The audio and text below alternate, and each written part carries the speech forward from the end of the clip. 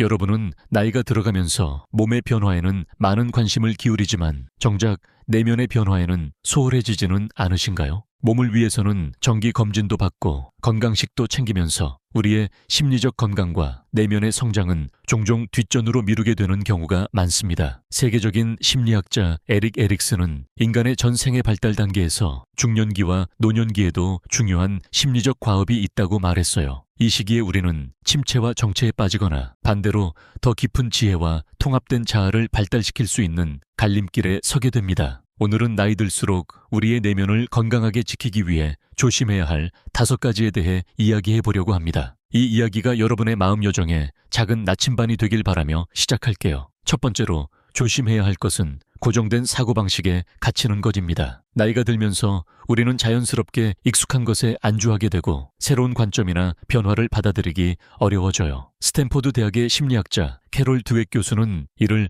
고정 마인드셋이라고 부르며 성장과 발전을 막는 주요 장애물로 지목했습니다. 우리의 뇌는 나이가 들어도 계속해서 새로운 연결망을 만들 수 있는 신경 가소성을 가지고 있어요. 하지만 이런 능력을 활용하지 않으면 마치 사용하지 않는 근육이 약해지듯 우리의 인지적 유연성도 감소하게 됩니다. 저도 종종 이건 항상 이래왔으니까 또는 나이 들었으니 이제 바꾸기 힘들어 라고 생각할 때가 있어요. 그럴 때마다 스스로에게 묻습니다. 정말 그럴까? 새로운 방식을 한번 시도해보면 어떨까? 매일 한 가지씩 작은 새로운 경험을 해보는 것은 어떨까요? 다른 경로로 귀가하기, 새로운 음식 시도하기, 평소와 다른 장르의 책 읽기 같은 소소한 변화부터 시작해볼 수 있을 거예요. 우리의 뇌는 이런 새로운 자극을 통해 활성화되고 유연한 사고방식을 유지할 수 있게 됩니다. 두 번째로 주의해야 할 것은 감정을 억누르거나 무시하는 것입니다. 우리 세대는 감정 표현을 자제하고 참는 것이 미덕이라고 배워왔을지도 몰라요. 참으면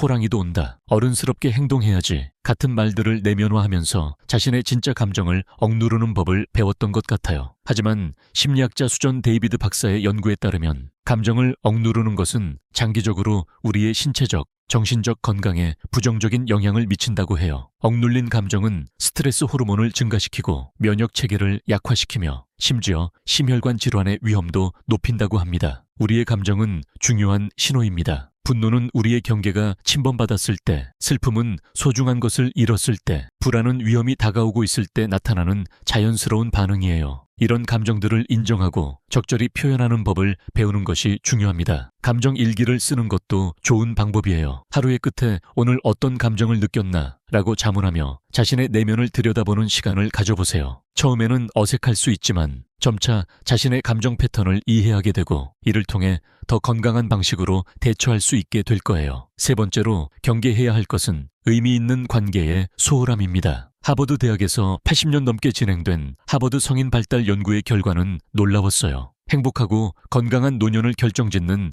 가장 중요한 요소는 돈도, 명예도, 성공도 아닌 의미 있는 관계의 질이었습니다. 나이가 들면서 우리는 종종 편안함을 추구하게 되고 새로운 관계를 맺는데 소극적이 되거나 기존의 관계도 특별한 노력 없이 유지될 것이라 생각하기 쉬워요. 하지만 관계는 정원과 같아서 꾸준한 관심과 돌봄이 필요합니다. 심리학자 존 고트만 박사는 건강한 관계를 유지하기 위해서는 일상의 작은 순간들에 관심을 기울이는 것이 중요하다고 말합니다. 아침에 따뜻한 인사를 나누고 하루의 소소한 일들을 공유하며 상대방의 이야기에 진심으로 귀 기울이는 것과 같은 작은 행동들이 모여 단단한 관계의 토대를 형성한다고 해요. 또한 나이가 들수록 새로운 관계를 맺는 것도 중요합니다. 취미 모임, 봉사활동, 학습그룹 등에 참여하면서 다양한 세대와 교류하는 것은 우리의 시야를 넓히고 정신적 활력을 유지하는 데 도움이 됩니다. 오랜 친구들과의 관계도 소중하지만 새로운 만남을 통해 다른 관점과 경험을 나누는 것 역시 풍요로운 노년을 위한